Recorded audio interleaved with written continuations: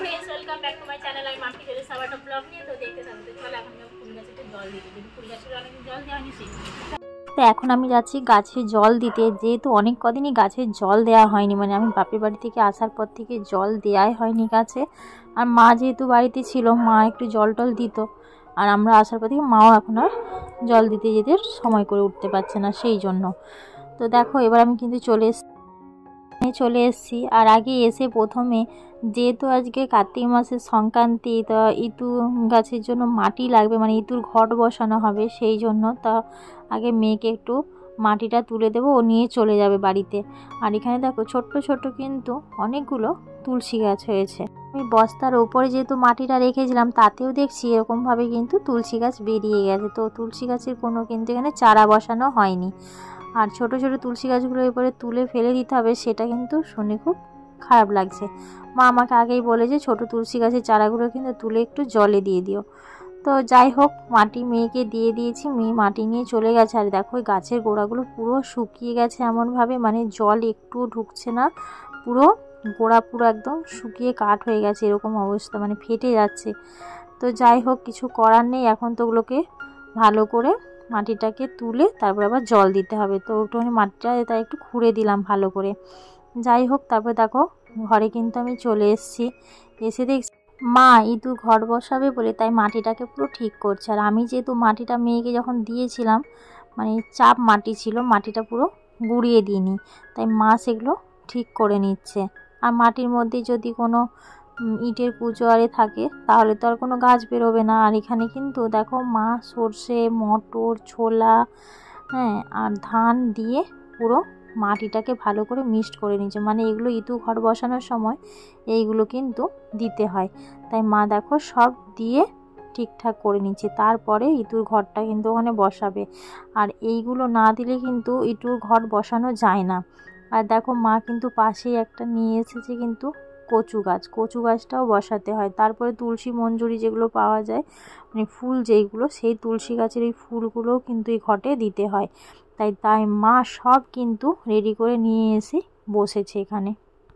আবার কিন্তু এখানে কলমি লতা যে গাছ, মানে কলমি শাক যেটা, সেটাও কিন্তু এই ঘটের এখানে দিতে হয়। প্রথমে দেখো মা কিন্তু এখানে পাথরের বাটিতে এটা বসিয়ে নিচ্ছে। আর আগে কিন্তু আমরা মাটির সরাতে কিন্তু ইতু পুজো করতাম, এখন আর কিন্তু মাটির সরাই করি না। তার কারণ হচ্ছে মাটির সরাটা খুব তাড়াতাড়ি ভেঙে যায়, খুব সমস্যা হয়, সেই জন্য। ওই জন্য একেবারেই কিন্তু, যার জন্য পাথরের বাটি কিনে নিয়েছি, তার মধ্যে দিলে কোনো প্রবলেম হয় না, ঠিক আছে। তো দেখো ওই জন্য দেখো পাথরের বাটিতে মা প্রথমে ভালো করে কিন্তু মাটিগুলো দিয়েই দিয়েছে। তারপরে দেখো এবারে কিন্তু সিঁদুর দিয়ে নিচ্ছে, হ্যাঁ, ঘটের মধ্যেও সিঁদুর দিয়ে দিল। এবার কিন্তু ঘটের মধ্যে জল দিয়ে দেবে। তো এই ইতু পুজোটা কিন্তু মা যেহেতু বাপের বাড়িতে যখন থাকতো তখন থেকেই যেহেতু ইতু পুজোটা করেছে, সেই জন্য মা এই ইতু পুজোটা কিন্তু শ্বশুরবাড়িতে এসেও এখন করে। ইতু পুজো যদি বলে একবার করা হয়, তাহলে কিন্তু বিয়ের পর আর ছাড়া যায় না, মা বলে এটা। সেই জন্য মা বিয়ের পরেও কিন্তু এই ইতু পুজোটা করে যাচ্ছে।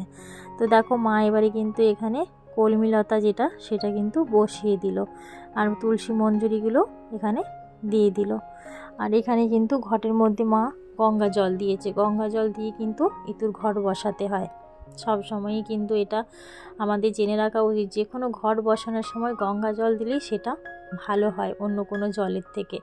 অন্য কোনো জল বলতে আমরা তো নর্মাল জল ব্যবহার করে থাকি, কিন্তু নর্মাল জলটা দেওয়া উচিত না। ঘর বসানোর সময় কিন্তু গঙ্গা জল দেওয়াটাই ভালো। আর এখানে মা কিন্তু দিয়ে দিয়েছে দুটো গাঁদা ফুল ঘটের মধ্যে। আর গাঁদা ফুল না হলে কিন্তু ইতুর পুজো হয় না। আর এই যেহেতু এটা বসানো হবে ইতুর ঘরটা, এটা কিন্তু প্রতি রবিবারে এরপরের থেকে কিন্তু জল দেবে পুরো অঘ্রাণ মাসটা, মানে প্রত্যেকটি রবিবার অঘ্রাণ মাসে কিন্তু ইতু ঘটে জল দেওয়া হবে। তো দেখো এখানে কি সুন্দর করে মা কিন্তু পুরো রেডি করে ফেলেছে। আর আমার ছোটো মেয়ে কিন্তু তখন থেকে বসে বসে দেখলো মা কি করলো না করলো। আমিও দেখলাম মা কিভাবে ইতুর ঘর দুটো বসালো। মা অন্যান্য সময়ও কিন্তু বসায়, তখন কিন্তু আমি দেখি।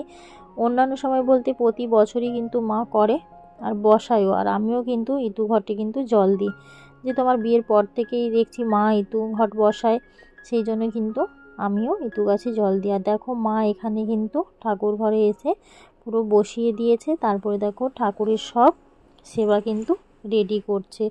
আর এখানে দেখো এবারে কিন্তু আমিও ঠাকুর ঘরে যাচ্ছি, যেহেতু ইঁদুর ঘটে জল দেবো বলে। মা দিয়ে নিচ্ছে প্রথমে, তারপরে কিন্তু আমি দেব।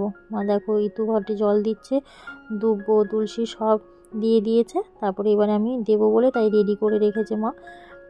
তো মা বলছে যে ইঁদুর ঘটে যেহেতু দুটো ফুল দেওয়া হয়ে গেছে, সেই জন্য তুমি কিন্তু মাঝখানে গাঁদা ফুলটা দিয়ে পুজো করে নিও, সেটা তাই মা কিন্তু ওটা বলে দিচ্ছে। তো দেখো আমিও কিন্তু ভালো করে দুব্বগুলো নিয়ে মাঝখানে কিন্তু ইঁদুর ঘটের মাঝে বসিয়ে দিয়েছি, দুটো ঘটের মাঝখানে। আর দেখো এবারে কিন্তু আমরা ইঁদুর ঘটে জল দিয়ে দিলাম। আজ থেকে কিন্তু শুরু হলো আমাদের ইঁদুর ঘটে জল দেয়া, প্রত্যেক রবিবারই কিন্তু দেয়া হবে। আর এই আজকে কিন্তু কার্তিক মাসের সংক্রান্তিতে ইঁদুর ঘট বসালে কিন্তু নিরামিষ খেতে হয়, এমনকি আলো চালের ভাত খেতে হয়। আমাদের কিন্তু সেটাই খাওয়া হয়। আর একবারই তুমি কিন্তু ভাত খেতে পারবে, দুবার ভাত খাওয়া চলে না। অনেকেই দেখি খায়, কিন্তু এটা উচিত নয়, ঠিক আছে? তো দেখো আমার ইঁদুর ঘটে জল দেওয়া হয়ে গেছে। এবার ইঁদুর যে পাঁচালি আছে সেটা কিন্তু আমি একটু পরে নিচ্ছি।